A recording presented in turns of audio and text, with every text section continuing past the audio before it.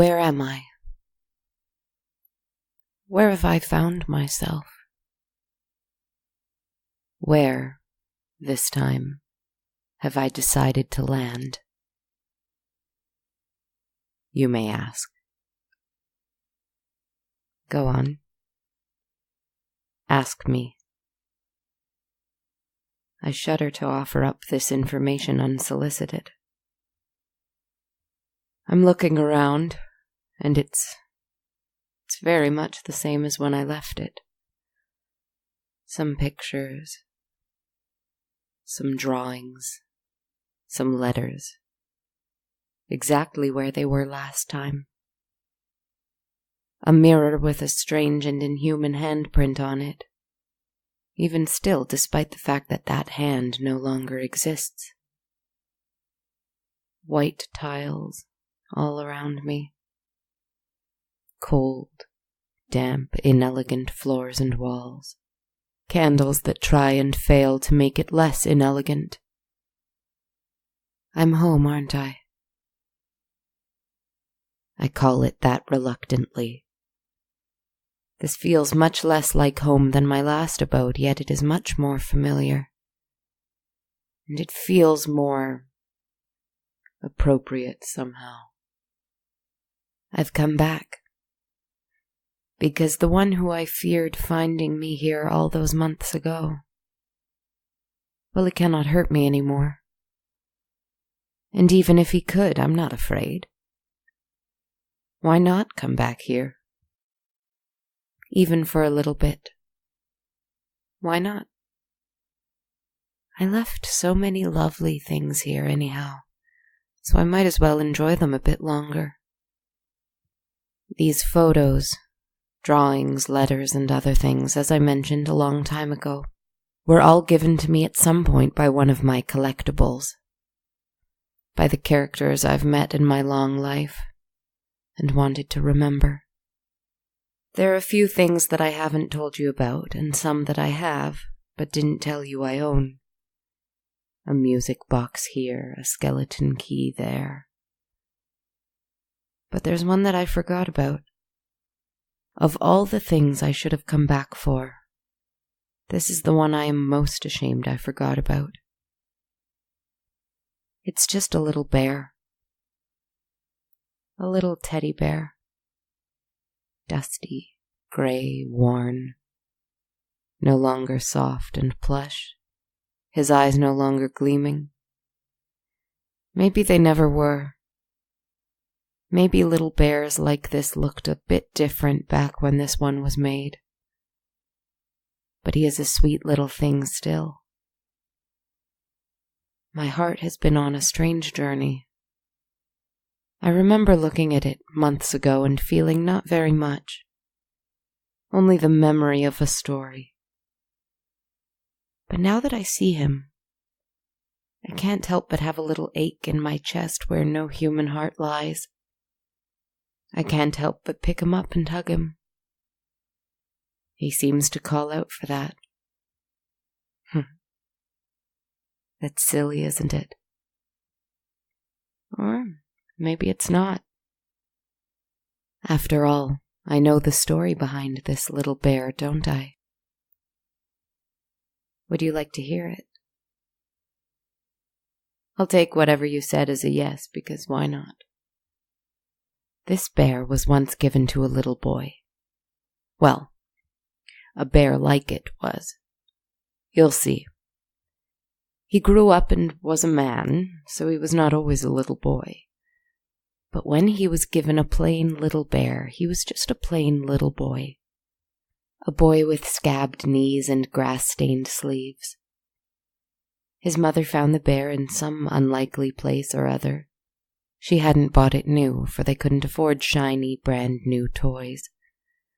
But she saw it and decided it was for him.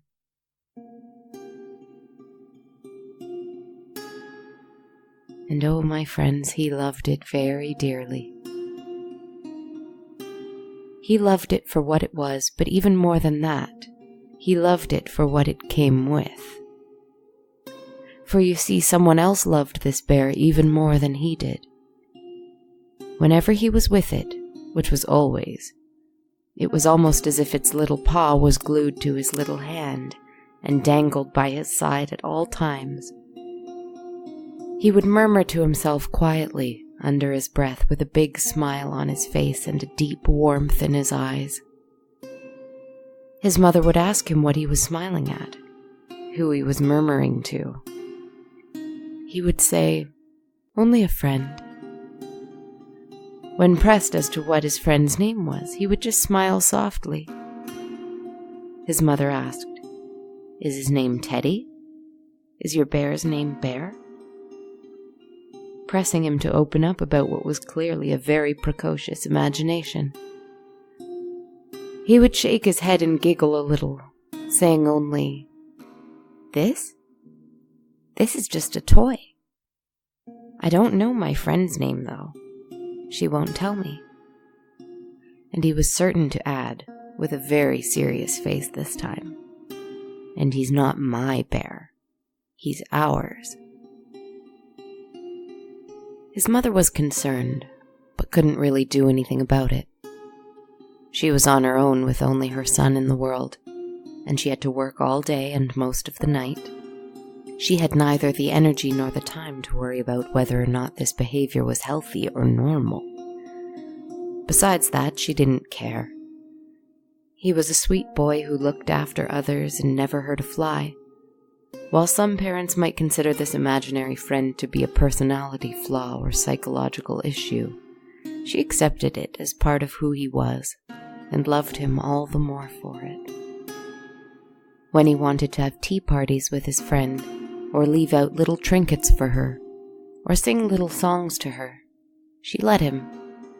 When he came home crying because children at school mocked him for carrying a teddy bear and keeping colorful ribbons in his pockets, or singing nursery rhymes that a girl younger than him might enjoy, his mother consoled him and tried to encourage him to continue being exactly who he was and no one else. When his teachers told his mother that he was too old to carry a bear around with him, she let him hide it in his bag. When they told her that he shouldn't be murmuring to himself or humming nursery rhymes, and that he was too sensitive, too quiet, too kind, too gentle for his own good, and that other children were beginning to think he was strange for it, well, she did not teach him to hide these things. She would simply be there for him when he cried at the end of the day. And she would sing him and his little friend a nursery rhyme until he sang along again. Even at age 10, 11, 12, it didn't matter. Even as he grew tall and yet his eyes still followed a friend who seemed to be half his height. Strangeness did not bother her. She celebrated it. She loved the way he lit up when she sang to him and his friend. Now, as I said, he almost never got into fights or showed any aggression. In fact, he mentioned casually a few times that his friend was easily scared and did not like fighting. But the only time he got in trouble at school for something like this was when another boy stole his bear from his bag and mocked him for it. He held it over his head, refusing to give it back. And when the little boy said, "Give that back. It's not mine, it's ours. It's ours," the other boys laughed and mocked him all the more for it, discovering his invisible companion. But when the bully pulled its arm so hard that it ripped the seams, something changed in the little boy. He hurt the other boy. Not badly, but enough to knock him over and make him give the toy back. And again, he ran home crying. And when his mother came home from work, she stitched the bear together again, and didn't ask questions about the fact that the cupboards were all flung open. A few cups and plates were broken, and a few picture frames shattered. He insisted that he didn't do it, and that his friend had because she was scared. She didn't question it. She just stitched the bear back together, and all was quiet again. He didn't keep the bear with him anymore after that. He didn't want to risk anything like this happening again, He didn't like it when his little friend was frightened and sad. So he left the bear at home. Eventually, the boy grew to manhood. He was still gentle and kind, but he hid it a little bit better because he was off to college. He left home to study in a city far away from his hometown. Tears were shed and his mother would miss him dearly, but he knew he had to learn to navigate the world on his own. If not for himself, then for his little friend who even still followed him wherever he went and was easily frightened. And when she was frightened, chaos followed. The little bear tucked away carefully in his suitcase, he left. It should be said that he didn't actually see the little friend who joined him anymore. When he was very little, he had seen her, but he couldn't remember what she looked like.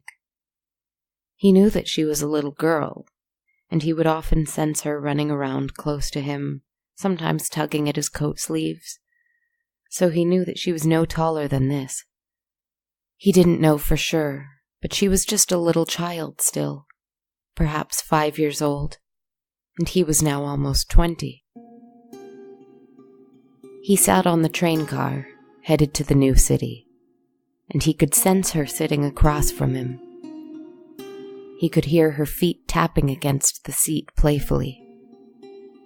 When he was certain that no one could hear him, he would smile and sing a bit.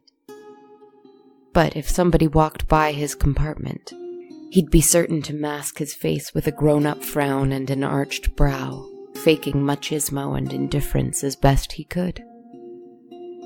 As soon as they left, he'd wink at his friend or stick his tongue out in a silly expression just so that she wouldn't be scared.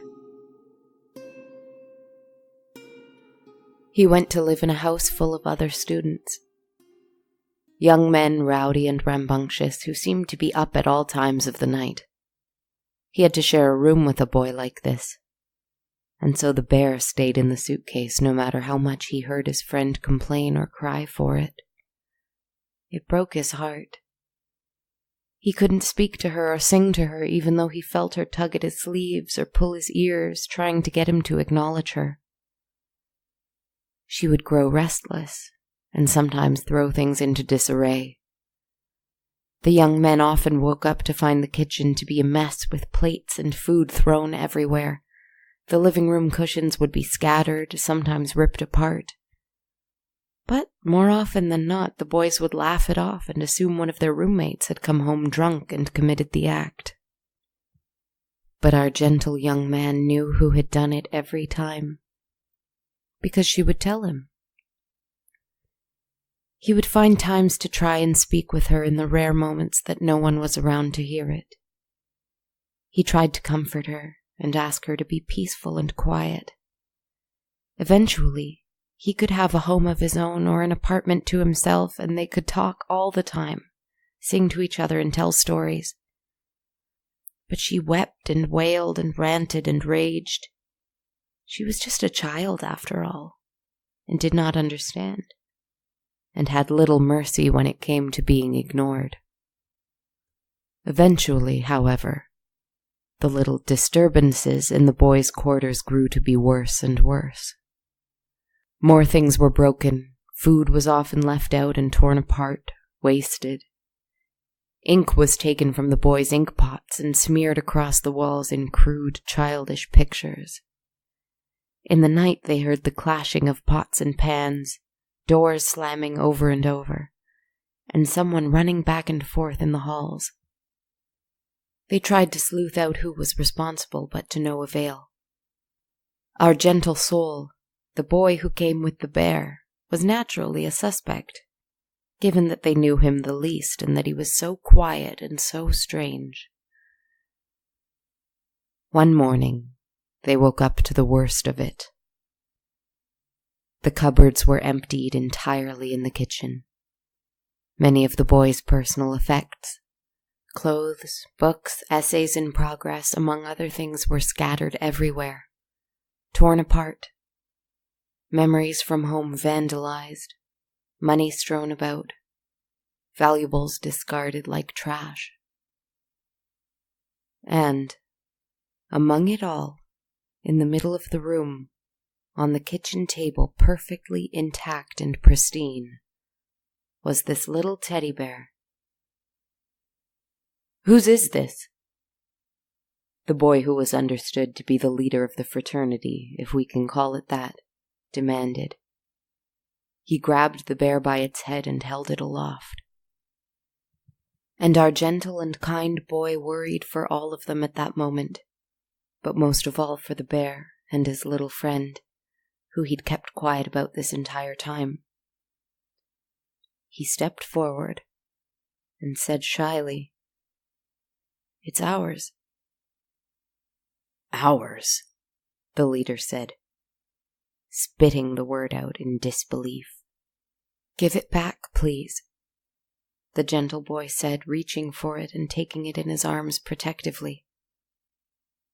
And this was the breaking point that he'd hoped he wouldn't reach in this new place.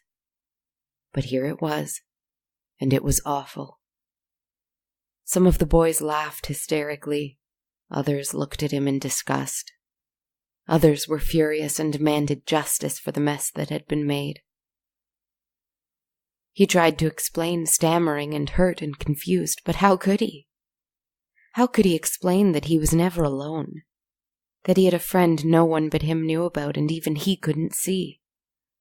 And when some of them grabbed him, throwing him to the ground, mocking his poor clothes and his silly bear, and his soft voice and shy personality, he held his hands up, shielding his face.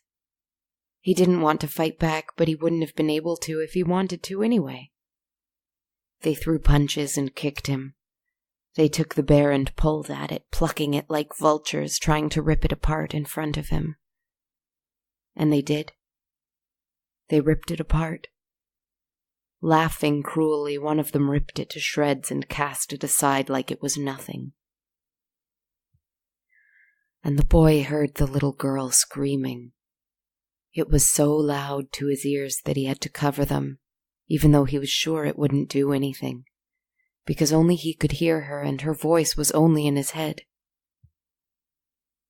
Except that it wasn't. The other boys stopped fighting him and covered their ears too. And then they all turned in the direction of the sound, and it seemed that the blood drained from all of their faces as they saw her. Standing in the center of the room was a girl, no more than 5 years old. She had brown hair that was tied with pink ribbons. She wore a little pink dress that was stained and frayed, and that seemed to be in a style that was much, much older than any of the boys in the room. But the most striking thing about her was, well, everything else. Her skin was a patchwork of dirt, decaying flesh, dried blood, and ash. Her feet and hands had a starved, bruised look to them, and the nails were so long that they seemed to be more like claws. Her mouth was open in a feral kind of sneer, and her eyes were red and ferocious. She was once a little girl, surely, but now she was beyond that. Beyond humanity. She was something that was once a human, but who, through tragedy and neglect and years of haunting a little bear, was now something monstrous and demonic. The boys watched her in shock and terror, and she lifted her arms in one great gesture, and all of the tables and chairs in the room lifted off the ground. She was preparing to attack again. She didn't like violence, and they had brought forth a great fury in her that was about to wreak their own havoc against themselves tenfold. The boys cried out, some of them trying to run away, some running to grab something large to throw at her or shield themselves with. But the gentle, kind boy who had been her friend all along shouted, "Stop!" Not at her, but at the boys. He ran to her and gave her a hug. "I'm sorry," he whispered, shielding her little twisted body with his own, protecting her. Against them and against herself. It's my fault. I'll always take care of you. I'm sorry. And she cried. Not like a monster or a demon, but like a scared little girl who'd just lost her favorite toy. He consoled her, and the boys looked on in horror as he held her like a broken doll or a wounded bird.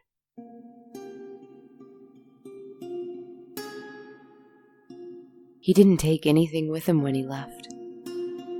He just grabbed his coat, his face bruised and his body sore, and he left.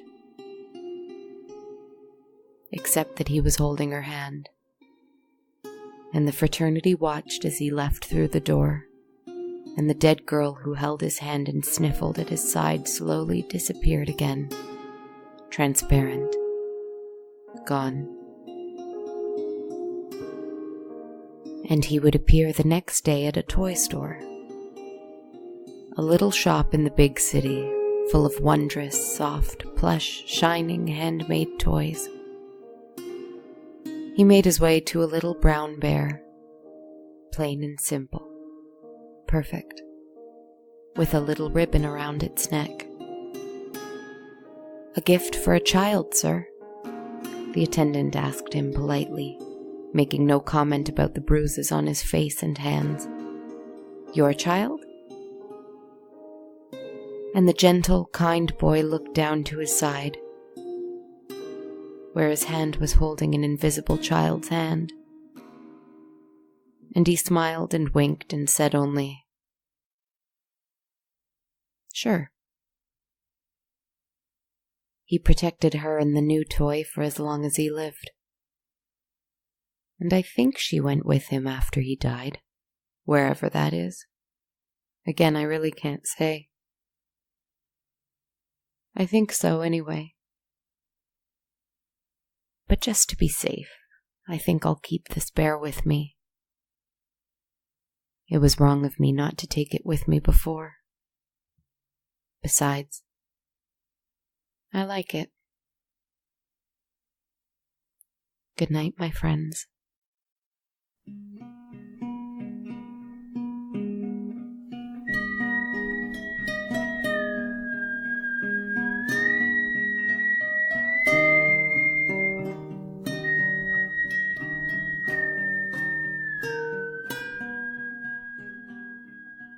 Hi everyone, it's me again, Kristen, the writer, host, podcaster, producer, sometime character on this show. Thanks so much for tuning into episode 66 of On a Dark Cold Night. Happy June. I'll give you my usual housekeeping spiels. First, if you enjoy the show, I would love it if you could leave us a review. Ideally on iTunes, but on Stitcher or Facebook would be also wonderful. I will do my best to give you a shout out on air and on social media if you do. Like this review that just came in a couple days ago. This 5-star review is from Spun Out Girl, and this is actually my first review from Australia. It's titled, Great Storytelling. So glad I found this podcast. Atmospheric storytelling and great production. The actress who hosts this podcast is mesmerizing. I look forward to each episode. Oh, thank you so much for that really lovely review. I appreciate it so much. Again, this is such a great free way to help podcasters out, so if you're liking what you're hearing, leaving a nice review like Spun Out Girl did would be so great. Thank you again. Also, if you'd like to support the show a different way, you can become a patron on Patreon, where for any amount you pledge a month, you can receive full access to my constantly updated soundtrack of the show. Find out more at patreon.com/darkcoldnight. Or instead you can donate once and not receive any perks by buying me a coffee at ko-fi.com/darkcoldnight. And also you can buy a t-shirt or hoodie with our logo and catchphrase. You can find them at bonfire.com/on-a-dark-cold-night. Also, I'd love it if you followed me on social media. I'm on Twitter at A Dark Cold Night, Instagram at Dark Cold Night Podcast, or on my Facebook page. I also have a YouTube channel if you want to subscribe and like your favorite episodes there. I'm on Facebook and YouTube at On a Dark Cold Night. Finally, it would be fantastic if you could listen to the show on the Radio Public app. I'm a part of their paid listens program, so every listen through the app works towards me, your podcaster, getting paid. It's totally free for you, too, so it's a win-win. Thanks so much for listening this week. Things are getting a bit busier, but I'll be doing my best to get a new story to you every week still, so stay tuned. Have a good night, my friends.